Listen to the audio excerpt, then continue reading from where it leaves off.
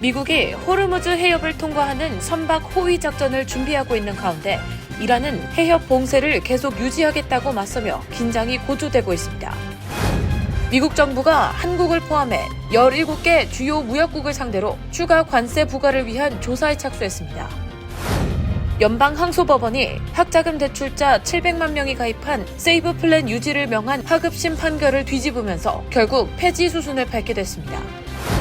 뉴욕시가 세금 체납을 이유로 주택을 빼앗는 세금 체납 주택 매각 제도를 최소 6개월간 멈추기로 했습니다. 뉴저지주 의회에서 주 의원의 급여를 없애고 주내 주요 고속도로 통행료를 무료화하는 법안이 추진되고 있어 눈길을 끌고 있습니다. 한편 어제 뉴저지 주정부는 역대 최대 수준의 새 예산안을 발표했습니다. 미 전역에서 식료품 가격 상승세가 이어지고 있는 가운데 NBC 뉴스와 컨슈머 리포트가 어떤 매장과 어떤 구매 방식이 더 저렴한지 실험을 진행했습니다. 오늘 트럼프 행정부가 휘발유차 판매를 사실상 금지하고 전기차를 의무화하려던 캘리포니아주 계획이 불법이라며 제동을 걸었습니다.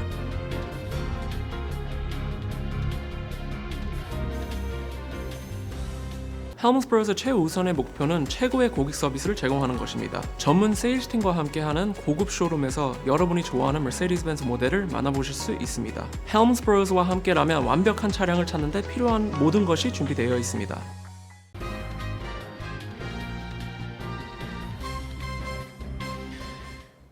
안녕하십니까? KBTV 뉴스9 이창원입니다. 이란이 봉쇄 중인 호르무즈 해협에 이달 말 미 해군 호위가 가능할 것이라는 전망이 나왔습니다. 그러나 이란의 새 최고 지도자 모스타바 하메네이는 오늘 첫 공식 성명에서 봉쇄를 계속하겠다고 선언하며 강경 입장을 고수했습니다. 오늘의 첫 번째 소식 김문지 기자가 전합니다. 크리스 라이트 에너지부 장관은 오늘 CNBC와의 인터뷰에서 이달 말 이전에 미 해군이 호르무즈 해협을 통과하는 선박을 호위할 수 있을 것이라고 밝혔습니다. 라이트 장관은 지금 당장은 어렵지만 이달 말 호위가 가능할 가능성이 매우 크다고 말했습니다. 그러면서 이란이 원할 때마다 세계를 인질로 삼는 상황을 막기 위해 이는 반드시 달성해야 할 과제라고 강조했습니다. 그러나 이란의 새 최고 지도자 모즈타바 하메네이는 오늘 국영TV를 통해 발표한 첫 공식 성명에서 호르무즈 해협 봉쇄를 계속 유지해야 한다고 선언하며 결사항전 의지를 밝혔습니다. 이란 이슬람혁명수비대 해군 총사령관도 최고 지도자의 명령에 따라 봉쇄를 이어가겠다고 다짐했습니다. 모즈타바는 또 미군 기지가 있는 주변 국가들을 향해 기지를 조속히 폐쇄할 것을 요구하며 기존 방어적 태세에서 공격적 전선 확대로 전환하겠다는 의지도 내비쳤습니다. 한편 이란 마수드 페제시키안 대통령은 전쟁을 끝내기 위한 조건을 직접 밝혔습니다. 페제시키안 대통령은 전쟁을 끝낼 유일한 방법은 이란의 정당한 권리 인정과 전쟁 배상금 지급, 공격 재발 방지에 대한 확고한 국제적 보장이라고 밝혔습니다. 블룸버그 통신은 유럽과 중동 국가들이 현재 휴전 중재를 위한 비공식 채널을 가동 중이라고 보도했습니다. 전쟁 비용도 빠르게 불어나고 있습니다. AP통신과 뉴욕타임스에 따르면 개전 첫 6일간 미국이 쓴 전쟁 비용은 최소 113억 달러로 추산됩니다. 이 중 공습 초반 이틀간 사용된 탄약 비용만 56억 달러에 달했습니다. 전문가들은 총 전쟁 비용이 최대 2,100억 달러까지 치솟을 수 있다고 경고합니다. 트럼프 행정부는 의회에 500억 달러 규모의 긴급 군사비 추가 예산을 요청하는 방안을 검토 중이지만 민주당은 물론 공화당 내에서도 반발이 거센 상황입니다. 노벨 경제학상 수상자 조지프 스티글리츠 컬럼비아대 교수는 이란 전쟁 여파로 미국 경제가 스태그플레이션 위험에 직면했다고 경고했습니다. 스티글리츠 교수는 증시, 유가, 식품 가격, 관세 충격이 겹치며 미국 경제는 매우 험난한 시기를 앞두고 있다고 우려했습니다.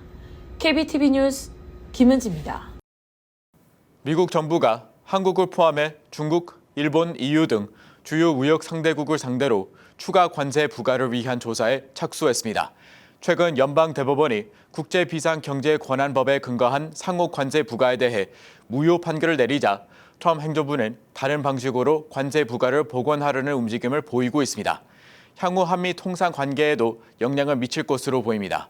보도에 김은지 기자입니다. 어제 트럼프 행정부는 한국을 포함해 중국, 일본, 유럽연합 등 16개 경제권을 상대로 무역법 301조에 따른 조사를 시작했다고 밝혔습니다. 이번 조사는 미국의 무역을 제한하거나 불공정한 영향을 미치는 외국 정부의 정책이나 관행이 있는지를 조사하는 것으로 결과에 따라 관세 부과 등 대응 조치가 가능해집니다. 미국 측은 특히 각국의 제조업 과잉 생산 능력을 주요 조사 사유로 제시했습니다. 제이미슨 그리어 무역대표부 대표는 브리핑을 통해 일부 국가들이 글로벌 수요에 맞지 않는 생산으로 과잉 생산을 초래했고 이것이 지속적인 무역 흑자와 세계 무역 불균형으로 이어졌다고 주장했습니다. 조사 대상 산업으로는 자동차와 배터리, 철강, 반도체, 선박, 전자제품, 기계, 화학제품, 태양광, 모듈 등 다양한 제조업 분야가 포함됐습니다. 미국 정부는 이러한 과잉 생산이 가격 하락을 유발하고 결과적으로 미국 산업 경쟁력 약화와 공급망 안정성 약화를 초래한다고 지적했습니다. 한국 역시 조사 대상에 포함됐습니다.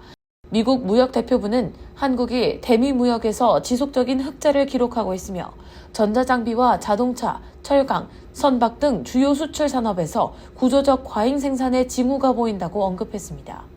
이 같은 조사는 연방대법원이 국제비상경제권한법을 근거로 대통령이 부과한 관세 조치에 대해 무효 판결을 내린 데 따른 조치입니다. 무효화 판결 이후 트럼프 대통령은 전 세계 무역 상대국에 대해 한시적으로 10% 글로벌 관세를 부과하는 동시에 무역법 301조 조사를 통해 새로운 관세 조치를 마련하겠다는 방침을 밝힌 바 있습니다. 미국 정부는 글로벌 관세 적용 가능 기간이 약 150일인 점을 고려해 올해 7월 하순 이전에 조사 결과를 도출하는 것을 목표로 하고 있습니다. 일정에 따르면 3월 17일부터 서면 의견 접수가 시작되고 4월 15일 마감되며 5월 5일에는 공청회가 열립니다. 이번 조사 결과에 따라 한국을 포함한 주요 국가에 추가 관세가 부과될 가능성이 높은 상황입니다. 특히 과거에 한미 무역 협의 과정에서 약 15% 수준으로 논의됐던 상호 관세가 사실상 다른 방식으로 복원될 수 있다는 관측도 나오고 있습니다. 또 미국은 별도의 무역법 301조 조사로 약 60개국의 강제노동으로 생산된 제품의 수입 규제 여부도 검토할 계획입니다. 이는 중국 신장 지역 제품의 우회 수출을 차단하려는 방침으로 해석됩니다. KBTV 뉴스 김은지입니다. 학자금 대출자 700만 명이 가입한 세이 플랜이 법원 명령으로 공식 종료됩니다. 연방항소법원이 플랜 유지를 명한 하급심 판결을 뒤집었습니다. 신영주 기자가 전해드립니다. 연방 제8순회항소법원이 지난 9일 세이브 플랜 종료를 명령했습니다. 수백만 대출자의 상환 부담을 덜어주던 프로그램이 법적 공방 끝에 결국 폐지 수순을 밟게 됐습니다. 세이브 플랜은 바이든 행정부가 2023년 연방대법원의 학자금 탕감 위헌 판결 이후 내놓은 소득 기반 상환 프로그램입니다. 미납이자 전액을 정부가 보조해 대출 잔액이 늘지 않도록 막는 당시로선 전례 없는 방식이었습니다. 원금이 12,000달러 이하면 10년 상환 후 자녀 빚을 자동 탕감하고 월 상환금 상한도 소득의 5%로 낮춰 저소득 대출자들의 부담을 크게 줄였습니다. 트럼프 행정부는 출범 직후 이 플랜의 폐지 소송을 제기했습니다. 지난 2월 미주리 동부 연방법원은 소송을 기각하고 플랜을 유지해야 한다고 판결했지만 항소법원이 지난 9일 그 판결을 뒤집으면서 플랜은 결국 막을 내리게 됐습니다. 현재 700만 명이 넘는 대출자들이 세이브 플랜에 가입되어 있습니다. 이들은 법적 공방이 이어지는 동안 납부 유예 상태에 있었지만 지난해 8월부터는 이자가 다시 쌓이고 있습니다. 이들은 앞으로 상환 계획을 새로 짜야 하는 상황에 놓였습니다. 전문가들은 세이브 가입자들이 즉시 소득 기반 상환 플랜 신청서를 제출해 새 상환 계획으로 전환할 것을 권고했습니다. 현재 대부분의 대출자에게는 IBR, 소득 기반 상환 플랜이 가장 적합한 대안으로 꼽힙니다. 교육부 니콜러스 켄트 차관은 앞으로 몇 주 안에 가입자들이 합법적인 상환 플랜으로 전환할 수 있도록 명확한 지침을 안내하겠다고 밝혔습니다. KBTV 뉴스 신영주입니다. 뉴욕시가 세금 체납을 이유로 주택을 빼앗는 방식을 당분간 멈추기로 했습니다. 조란 맘다니 뉴욕시장이 오늘 세금 체납 주택 매각제도 이른바 텍스 린 세일을 최소 6개월간 전면 중단한다고 밝혔습니다.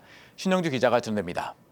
뉴욕시가 30년 넘게 이어온 세금 체납 주택 매각제도 이른바 텍스 리엔 세일을 최소 6개월 동안 전면 중단합니다. 맘다니 시장은 시청 대변인 성명을 통해 현재의 텍스 리앤세일 방식은 근로자와 중산층 주택 소유자를 등쳐 이익을 챙기는 약탈적 채권 추심자들을 방치하고 있으며 뉴욕 시민들을 집에서 내몰고 있다고 밝혔습니다. 시는 랜드뱅크 도입 등 새로운 대안을 검토하고 대를 이어 가족주택에 거주하고 있는 시민들을 보호하는 방안도 마련하겠다고 덧붙였습니다. 텍스 리앤세일은 재산세나 수도요금을 내지 못한 주택 소유자의 체납 채권을 시가 민간 투자자 신탁에 할인 매각하는 방식입니다. 투자자들은 이자를 붙여 채권을 회수하고 체납액이 해결되지 않으면 해당 주택은 경매로 넘어갑니다. ABC7의 보도로 알려진 브루클린 주민 필모어 브라운 씨의 사례는 이 제도의 문제점을 단적으로 보여줍니다. 브라운 씨는 시가 $1,000,000에 달하는 자신의 집을 $5,000짜리 수도요금 체납을 이유로 빼앗았다고 주장했습니다. 그는 해당 청구서가 있는지조차 몰랐다며 내 집을 돌려달라고 호소했습니다. 브라운 씨의 변호사 앨리스 니컬스는 이 제도는 단기 세수를 위해 지역사회 장기적 안정을 희생시키고 있다며 민간 투자자에게 채권을 방식하는 방식 자체를 없애야 한다고 주장했습니다. 지역주거 단체들도 이번 시의 결정을 환영하며 이번 중단이 제도 전반을 재검토하는 계기가 되길 기대한다고 밝혔습니다. KBTV 뉴스 신영주입니다. 뉴저지 주의회에서 주의원 급여를 없애고 주내 주요 유료 고속도로 통행료를 무료화하는 법안이 추진되고 있습니다. 납세자들의 세금 부담을 줄이겠다는 취지로 공화당 의원이 발의한 법안으로 최근 주 의원 연봉이 대폭 인상된 상황과 맞물려 논쟁이 예상됩니다. 한편 뉴저지주 정부는 주민 생활비 부담 완화를 목표로 $607억 규모의 새 예산안을 발표했습니다. 김은지 기자가 전해드립니다. 뉴저지 주 하원 공화당 원내 총무인 브라이언 버겐 의원은 지난 10일 주 의원들의 급여를 폐지하는 법안을 발의해 주목을 끌고 있습니다. 법안이 통과되면 2027년 본선거 이후부터 연 약 $82,000인 주의원들의 급여가 사라지고 의원직은 무보수 봉사직으로 전환됩니다. 다만 의원실 직원 급여를 위한 예산은 유지됩니다. 또 버겐 의원은 별도 법안을 통해 뉴저지 턴파이크, 가든스테이트 파크웨이 등 주요 고속도로 통행료의 폐지를 제안했습니다. 그는 연간 오르는 톨비가 장거리 통근자와 저소득층에 불공정하며 예산 낭비를 줄이면 약 $50억 절감할 수 있고 이를 통해 고속도로 통행료 무료화도 가능하다고 강조했습니다. 이 법안은 현재 하원 교통위원회에 회부된 상태로 심사 중입니다. 버겐 의원은 또 다른 법안을 통해 재산세 환급 프로그램인 스테이 뉴저지와 앵커 프로그램을 영구 폐지하자고 제안했습니다. 그는 세금을 먼저 걷고 일부만 환급하는 구조 대신 세금 부담 자체를 낮춰야 한다고 주장했습니다. 정책 실현 가능성을 둘러싸고 주의회 내에서 논쟁이 이어질 것으로 예상되지만 이번 법안 발의는 향후 뉴저지주 재정 구조와 세금 통행료 체계 논의를 촉진하는 계기가 될 것으로 평가되고 있습니다. 한편 뉴저지 주정부는 어제 2027 회계연도 예산안을 발표했습니다. 마이키 셰릴 뉴저지 주지사가 제시한 역대 최대 수준의 이번 예산안은 총 $607억 규모로 셰릴 주지사는 이번 예산안이 구조적 적자를 줄여 정부의 책임성을 높이고 주민들의 생활비 부담을 완화할 수 있는 방안에 초점을 맞춘 저렴하고 효율적인 예산이라고 설명했습니다. 예산안에는 약 $30억 달하는 구조적 적자를 해결하겠다는 목표가 포함됐는데 이를 위해 약 $26억 지출 삭감과 $7억 이상의 신규 세입 확대 방안이 담겼으며 장기적으로 2028년까지 예산 균형을 이루겠다는 계획입니다. 또 이번 예산안에는 공무원 연금에 대한 전액 지급이 포함돼 있어 수십 년 만에 첫 사례가 될 전망입니다. 가장 주목되는 부분은 서민 부담 경감 정책으로 주정부는 역대 최대 수준의 재산세 감면 프로그램에 약 $42억 이상을 책정했습니다. 여기에는 집주인과 세입자를 위한 다양한 세금 감면과 지역사회 지원책이 포함됐습니다. 또 이번 예산안에서 유치원부터 12학년 공교육 예산이 최고 기록을 경신했고 특히 정신건강 서비스 확대와 조기교육 지원 확대를 위한 투자가 강조됐습니다. 교통과 인프라 분야에서도 NJ 트랜짓 지원 예산이 전년 대비 크게 확대됐고 고속도로와 교량, 대중교통 현대화를 위한 투자도 담겼습니다. KBTV 뉴스 김은지입니다. 미 전역에서 식료품 가격 상승세가 이어지고 있습니다.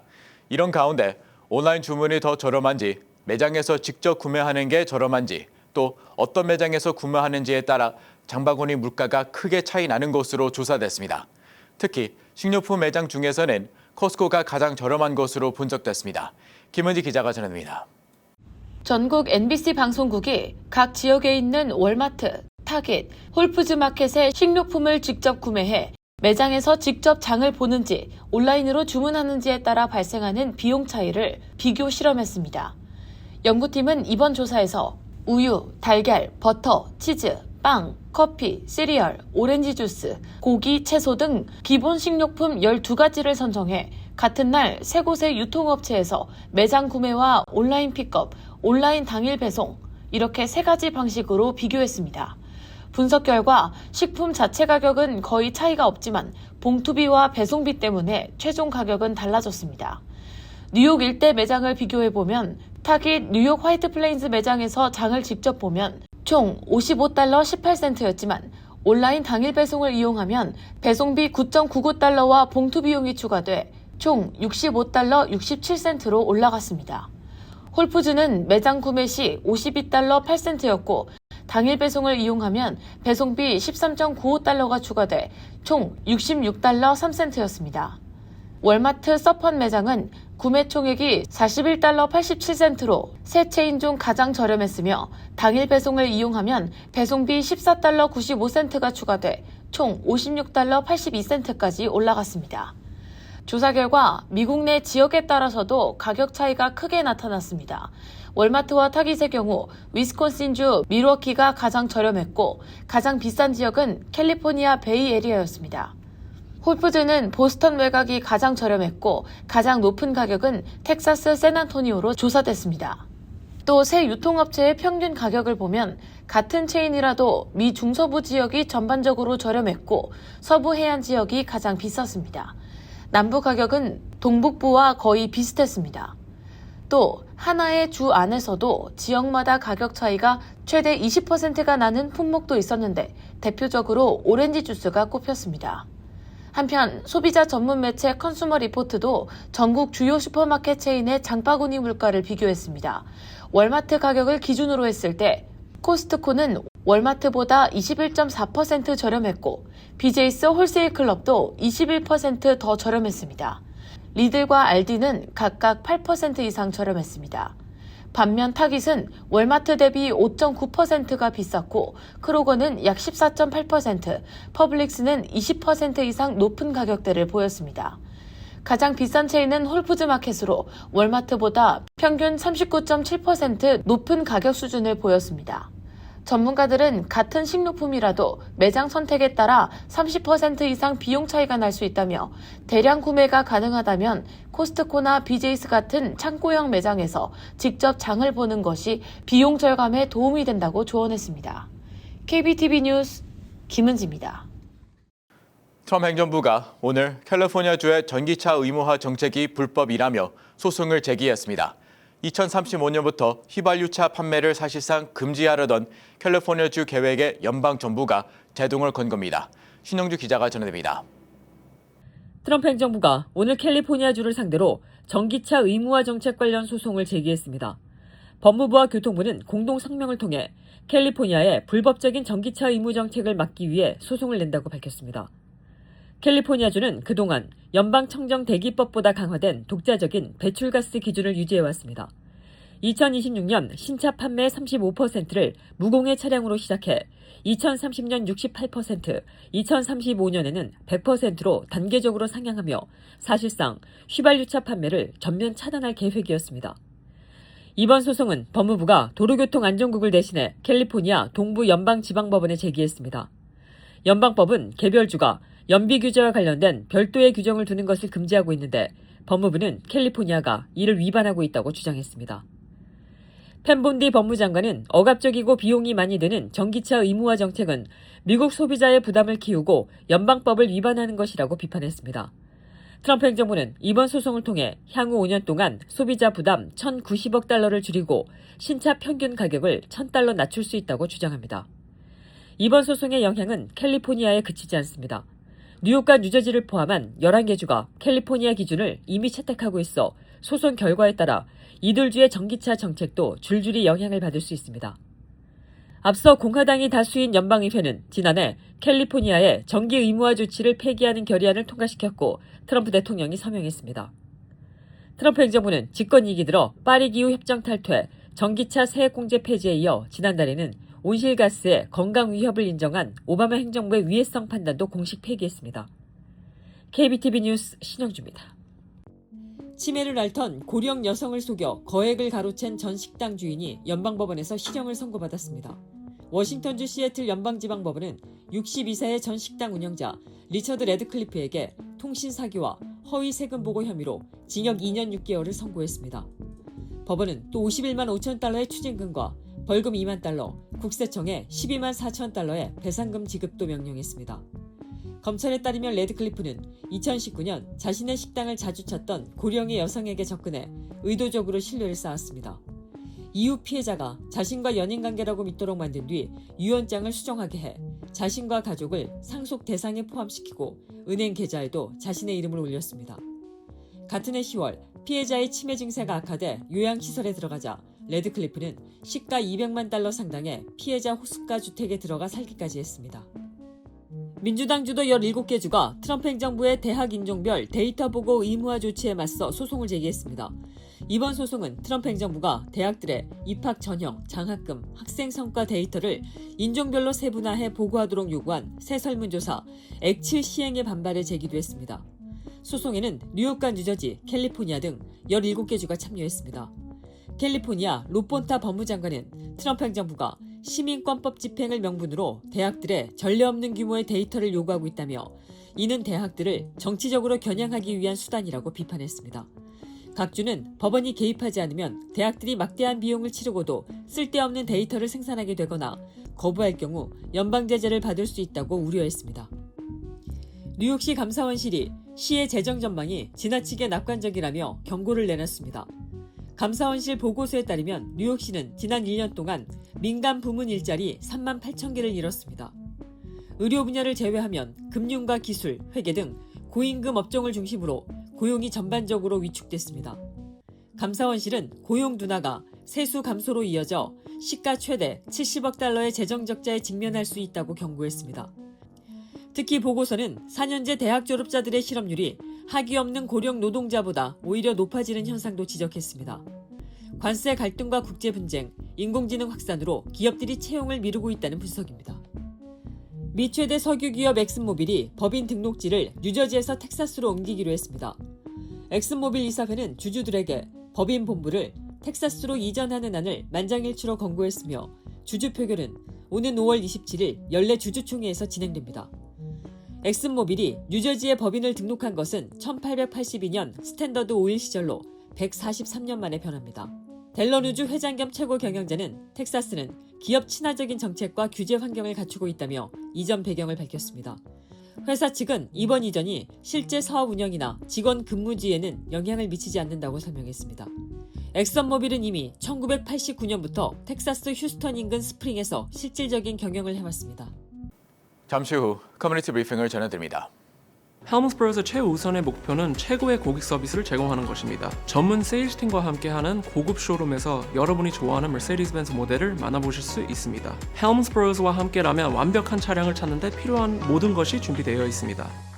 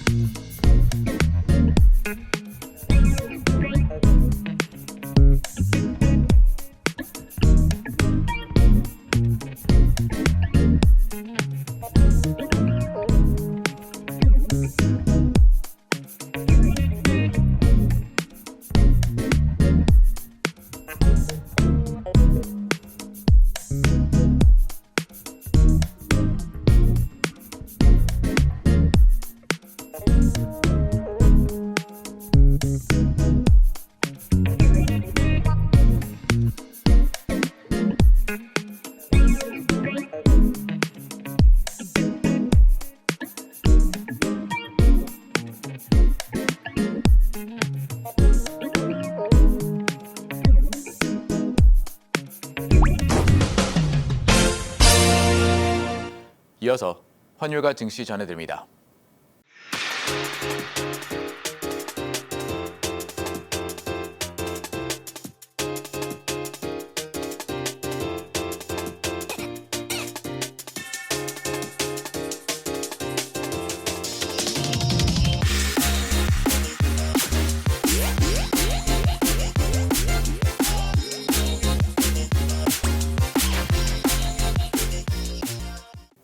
잠시 후 뉴욕과 뉴저지 날씨 전해드립니다.